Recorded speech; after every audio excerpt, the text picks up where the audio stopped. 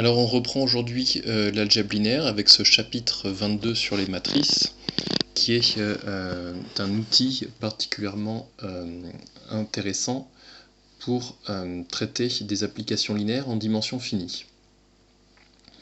Alors, une matrice, on aurait pu bêtement définir ça comme un tableau de nombres, mais on va voir que donner une définition un petit peu plus abstraite va finalement nous faire une grosse économie de travail par la suite. Donc, grand 1, l'espace vectoriel. Petit 1, la notion de matrice. On appelle matrice à n lignes et p colonnes à coefficient dans K toute application de 1n fois 1p dans K. Donc on parle aussi parfois de matrice de taille n fois p, j'y reviendrai par la suite. Donc on a dit, une matrice, c'est une application de 1n fois 1p du produit cartésien 1n fois 1p dans K. Donc j'ai noté grand A une matrice, c'est une fonction de cet ensemble dans cet ensemble. Donc un élément de l'ensemble de départ, c'est un couple, IJ, avec I dans un entier compris entre 1 et n, et J un entier compris entre 1 et p. Bon, l'image du couple IJ, on aurait pu choisir de la noter avec une notation fonctionnelle, comme dans le cas de l'analyse, où on note f de x, l'image de x par une fonction. Et là, comme les variables sont des entiers, on préfère utiliser une notation avec un indice, comme dans le cas des suites. Donc, sauf que ici, évidemment, il y a deux indices, i et j. Ainsi, la donnée d'une matrice à n lignes et p colonnes correspond à la donnée de n fois p éléments de K. En effet, des couples ij avec i dans 1n et j dans 1p, on sait bien que le cardinal de ce produit cartésien, c'est le produit des deux cardinaux, c'est-à-dire c'est n fois p. Et donc chacun de ces np couples, on lui associe un élément de K. Donc se donner une matrice correspond bien tout simplement à se donner l'image de tous les couples IJ, ça veut dire se donner n fois p éléments. J'ai pas dit que ces n fois p éléments devaient être distincts, 2 à 2, pas du tout, cette application n'a aucune raison d'être injective. Hein. Donc c'est np éléments, tout simplement. On a l'habitude de disposer ces éléments dans un tableau à n lignes et p colonnes, de telle sorte à ce que a et j soit le coefficient de la im ligne et de la jm colonne. Donc vous voyez par exemple le coefficient a de 1, c'est le coefficient de la deuxième ligne première colonne, et le coefficient a de p ici, deuxième ligne, pm colonne par exemple. Donc soit on écrit en faisant la liste exhaustive de tous les coefficients comme je l'ai plus ou moins fait ici, soit on peut aussi utiliser cette notation un peu comme dans le cas des suites d'ailleurs, sauf que il y a, je l'ai dit, deux indices, et puis en plus, il n'y a qu'un nombre fini de termes, alors qu'il y a un nombre infini de termes dans le cas des suites. Un exemple, ici je vous ai donné une matrice à 2 lignes et 3 colonnes, donc en abrégé je dirais une matrice 2 fois 3, j'ai dit qu'ici je dirais une matrice de taille n fois p en abrégé, donc n fois p pour dire n lignes et p colonnes, donc une matrice de taille 2 fois 3 pour dire 2 lignes et 3 colonnes. Et je vous demandais de regarder qui était le nombre A de 3. Donc A de 3, ça veut dire deuxième ligne et troisième colonne. Donc A de 3 vaut pi. Donc j'ai fait la remarque consistant à dire que on aurait pu définir une matrice tout simplement comme étant un tableau de nombres, et on s'est fatigué un petit peu en définissant ça sous forme d'une application. Déjà, ça va nous rendre service ici pour exprimer ce que ça veut dire que deux matrices sont égales. Il aurait fallu se mettre d'accord sur ce que ça veut dire que deux matrices sont égales, si une matrice avait simplement été définie comme un tableau de nombres, un tableau de scalaire. Mais ici, c'est même pas la peine, puisqu'une matrice a été définie comme une fonction, une application. Et on sait ce que ça veut dire que deux applications sont égales. Deux applications sont égales si et seulement si elles ont le même ensemble de définitions, le même ensemble de départ, et que f de x égale g de x pour tout x par exemple.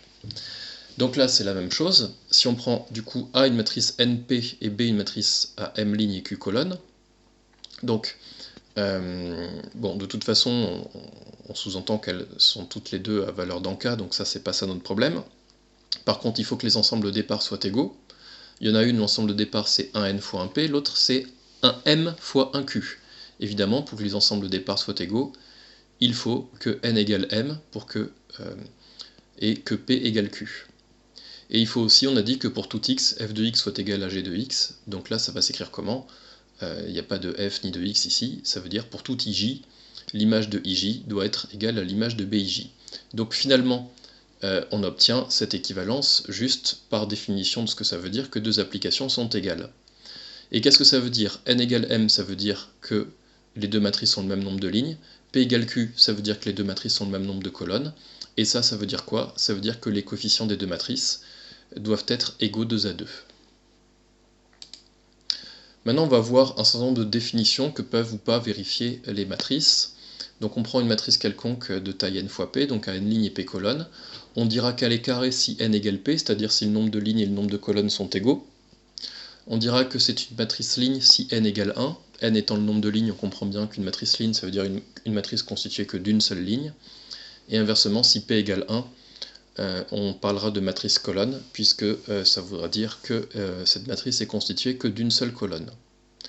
Maintenant, on va voir 5 propriétés que peuvent vérifier des matrices carrées. Donc on prend une matrice carrée de taille n. Tout ce qu'on va définir ici n'a aucun sens si la matrice n'est pas carrée. Donc on dit qu'une matrice est triangulaire supérieure si, à chaque fois que i est strictement plus grand que j, on a aij nul. Ça veut dire quoi? Ça veut dire qu'à chaque fois que le coefficient de la ligne est strictement plus grand que le numéro de la colonne. Inversement, triangulaire inférieur, c'est quand si le numéro de la ligne est strictement plus petit que le numéro de la colonne, alors aij est nul. On dira qu'une matrice est diagonale si à chaque fois que le numéro de la ligne et de la colonne sont différents, alors automatiquement ça doit être nul. On dira qu'une matrice est symétrique si aij et aj sont égaux. Une matrice est antisymétrique si aij et aji sont opposés. Donc, cette matrice-là, qu'est-ce qui se passe? On voit bien qu'à chaque fois que le numéro de la ligne est strictement plus grand que le numéro de la colonne, donc là, qu'on soit d'accord, ce coefficient-là, c'est le coefficient 1, 1, ça c'est le coefficient 2, 2, ça c'est le coefficient 3, 3. Ce qui veut dire que ici, ça on verra, ces trois nombres-là, c'est ce qu'on appellera la diagonale, c'est la diagonale de la matrice, c'est les trois coefficients où le numéro de la ligne et le numéro de la colonne sont égaux. Si on veut que le numéro de la ligne soit strictement plus grand que le numéro de la colonne, ici, ici ou ici. Donc on est d'accord. Ça, c'est le numéro de la ligne, c'est 2, le numéro de la colonne, c'est 1. Le numéro de la ligne, 3, le numéro de la colonne, 1. Le numéro de la ligne, 3, le numéro de la colonne, 2. Donc ici, vous voyez bien que cette implication est vérifiée à chaque fois que le numéro de la ligne est strictement plus grand que le numéro de la colonne, c'est-à-dire à chaque fois que je suis strictement en dessous de cette diagonale, j'ai que des zéros. J'ai volontairement mis un 0 ici pour vous montrer que dans la définition triangulaire supérieure, c'est une implication, ce n'est pas une équivalence. Ça veut dire quoi? Ça veut dire que pour qu'elle soit triangulaire supérieure, je dois avoir des zéros ici en dessous de la diagonale, pour qu'elle soit triangulaire supérieure, mais j'ai le droit d'avoir des zéros ailleurs également. Cette matrice-là, elle est comment? Elle est triangulaire inférieure, parce que cette fois, inversement, à chaque fois que le numéro de la colonne est strictement plus grand que le numéro de la ligne, alors j'ai des zéros. En fait, ici, il n'y a qu'un seul cas où le numéro de la colonne peut être strictement plus grand que le numéro de la ligne. Cette matrice a que 2 lignes et 2 colonnes. Donc évidemment, le seul moment où le numéro de la colonne peut être strictement plus grand que le numéro de la ligne, c'est quand le numéro de la colonne c'est 2 et le numéro de la ligne c'est 1. Donc c'est bien ce coefficient-là. Cette matrice-là est diagonale, en effet, à chaque fois que i est différent de j. Donc encore une fois, ces trois nombres-là, là ça veut dire que c'est les nombres où i et j sont égaux. Là, i et j valent tous les deux 1, là tous les deux 2, et là tous les deux 3. Donc cette matrice, elle est diagonale, parce que partout ailleurs j'ai que des zéros. On la notera parfois diag de 1, 3, 8. Donc diag de 1, 3, 8, on sait que c'est une matrice de taille 3 x 3, avec 1, 3 et 8 sur la diagonale, et des zéros partout ailleurs. Et le cas particulier des matrices diagonales où sur la diagonale il n'y a que le même nombre, on parlera dans ce cas-là de matrice scalaire. Donc ici, c'est bien une matrice scalaire, puisque c'est une matrice diagonale, et en particulier qui a la particularité d'avoir les coefficients diagonaux qui sont tous égaux 2 à 2.